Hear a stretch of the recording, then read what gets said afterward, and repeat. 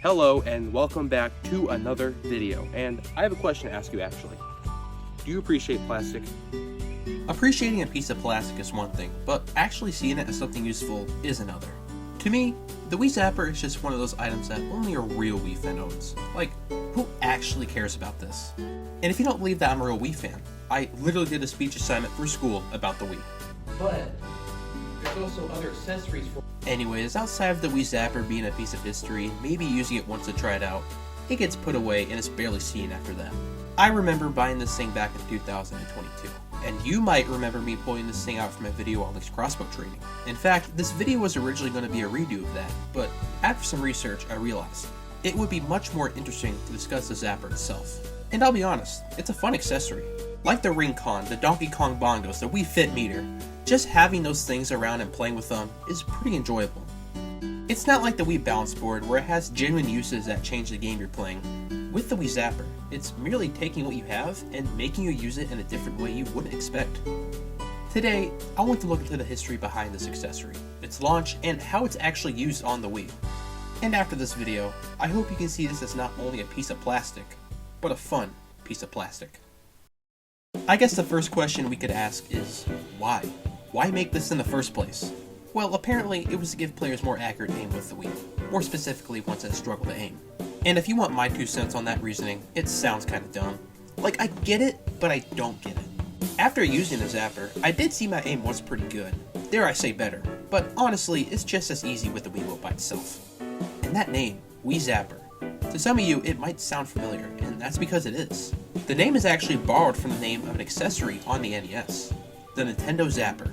Really cool callback if you ask me, and when you think about it, it makes a lot of sense. The Nintendo Zapper, like the Wiimote, was a point-and-click accessory.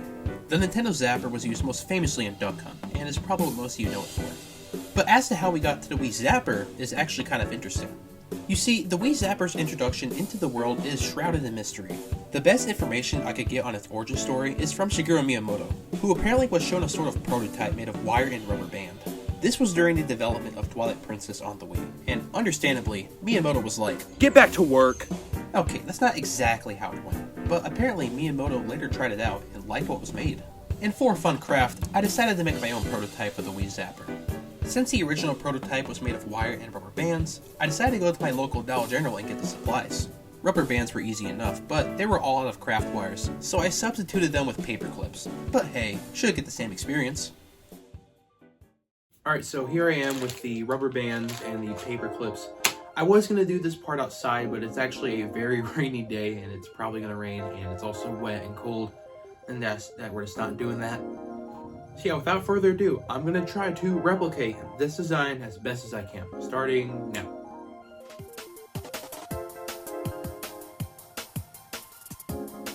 Alright, you can see we're done, and it looks awful, let's just be honest.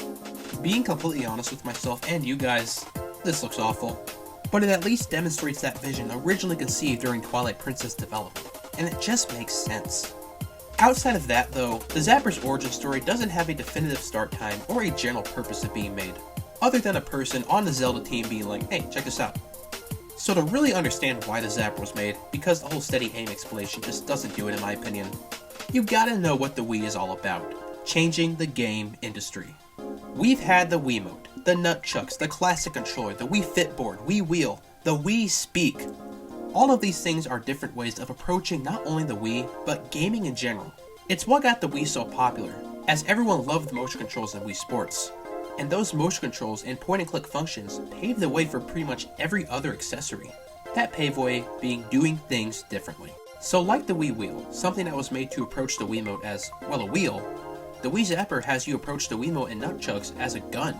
So even though this thing started as a home craft, it ended as a wonders of the world, but for the Wii. Almost like a snapshot in history, and something to gaze at. And with those original wires and rubber bands, there were other proposed designs. Apparently, the Zapper could have used batteries to add more vibration when you shoot things in games, but Nintendo wanted to keep it a simple design that didn't need extra batteries for it to work. Jumping to E3 2006 though, the world saw the revealing of the Wii Zapper in concept. And just saying, this thing looks badass and mysterious.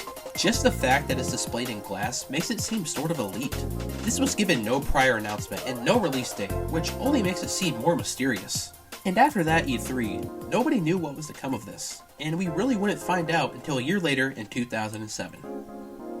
And on November 19th, 2007, a year after the Wii's launch, the Zapper would be released. And I mean, look at this thing. This is what it means to be on the Wii. The design itself is slick and compact, and you can tell that despite this being a glorified piece of plastic, that Nintendo charm we all know and love is present. The setup is actually pretty simple. The Wiimote goes here, and the wires in the nunchuck itself are wrapped around the storage area. Close that storage area, pop the nunchuck in place, strap her in, and you've got a complete Wii Zapper. And I won't lie, I like this. The grip is nice, and you can see the B button is basically pack-punched. And as you can see, the Wii Zapper came bundled with a game called Link's Crossbow Training. But this wasn't necessarily first made with the Zapper in mind, rather just a side story in the Twilight Princess timeline. So to understand Link's Crossbow Training, let's put the Zapper to the side and think like Zelda developers. Think of this for me. What would you expect in a Twilight Princess sequel? New story, areas, mechanics, characters? Sounds fun, right? Well, that was what was on the minds of every Zelda developer. Everyone except our main man, Miyamoto. He wanted the game to be a side story and not a full-fledged sequel. And that statement really hurts. I love the setting of Twilight Princess, so knowing that we could have gotten more is very underwhelming. So now, when the Wii Zapper comes into play, Nintendo wanted to use the accessory for something, and it's where Zelda is brought up. Ultimately, it was decided that they would make a Zelda game for the Zapper. And when I think about it, Link with the crossbow kind of works. And it's what the Nintendo developers thought at first too. This game wasn't even supposed to be called Link's Crossbow Training, and had other names thrown around. The Legend of Zelda Phantom Crossbow. Sounds way too cool, and that's why they didn't use such a name. Phantom Crossbow comes off as a high expectation sequel, so it makes sense why they use Link's Crossbow Training. And if you ask me, this is an effective name because 1, it's different, and 2, it's efficient. By different, I mean no other Zelda game, or my bad, Link game plays like this. And by efficient, I mean it tells you what it isn't, the sequel you wanted. Playing around with this game on the Zapper works really well. The objective of the game is straightforward, shoot targets and enemies with the crossbow. The game has a few different styles of playing. You have just shooting targets on a screen that moves after a certain time, very arcade-like. Auto-scrolling levels shooting targets, stationary levels fighting off enemies, free roam levels.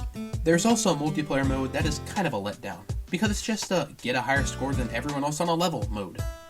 Now, if you aren't sitting down right now, I recommend you do, because this is going to be some harsh news I'm about to tell you.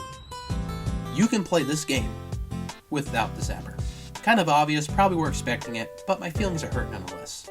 Still, you can tell the effort to make using a Zapper fun was put in this game. And it will always go down, to me, as a game associated with the Wii Zapper. Just like how I mentioned earlier that Wii Sports is always going to be associated with the Wii itself. Now, one of my favorite things about the Zapper, just as an accessory, is the fact that some games felt the need to put compatible with Wii Zapper on the case, as if it's just some new controller or something. I mean, don't get me wrong, some of these genuinely do enhance the game you're playing, but it's not that important to put on a case. Some of these games on the console that support it include Dead Space, Medal of Honor, Mad Dog freaking McCree, but the game series that, in my opinion, has the most significance with the Wii Zapper is Call of Duty. For starters, Modern Warfare came with the Wii as a special release called Reflex Edition, which was all about the Wii Zapper. It makes sense. First-person shooter with your controller in the shape of a gun? Perfect. But playing this, I swear it almost gave me an aneurysm. Unlike Link's Crossbow Training that had simple controls, this is trying to substitute an actual controller with the Wiimote and its oh so precious motion and point controls.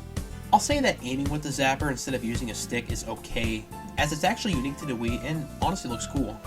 But it's against the fact that we're playing on a Wiimote, which in my opinion outbeats any positive. We're going to ignore the fact that the game looks bad, it's always a given on the Wii.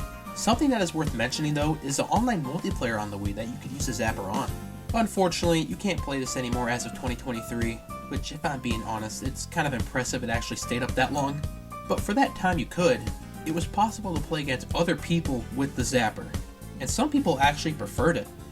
The Zapper from that point on in Modern Warfare would be supported on all other Call of Duties released on the Wii. Playing with it, other than some button changes, there's really not too much to talk about. It's weird playing zombies with it though. I intentionally left out the fact that you can actually play the Wii U Call of Duties, Black Ops 2, and Ghost with the Zapper. No joke.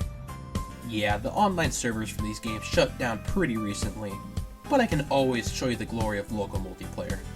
Now, I suck at these games, so don't judge the gameplay. Instead, truly take in what it means to be someone who chose to buy a Zapper.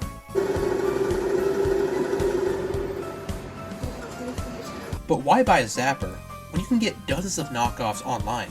But you can get ones that work with just a Wiimote without the nunchuck in the form of a handgun. Some of these are pretty cool and used for their own specific games. So why buy Nintendo's plastic when we have Cabela's plastic? And after all that I said, there's really not too much to talk about. Like I said earlier in this video, it's just some plastic. I can play Mario Galaxy 2 with this Wii Zapper if I so wanted to, but that doesn't mean that the Zapper isn't a piece of Nintendo history. It makes sense why it's forgotten. It didn't set out to do much in the first place. I may like the fact that it's the reason Link's Crossbow training exists, or it made playing some Wii games just a bit more special. However, it's something you can go with or without. And again, because it's a piece of plastic, you can play Mario Galaxy 2 with it if you so please. And hey, since we only talked about useful accessories today, what about the Wii comb?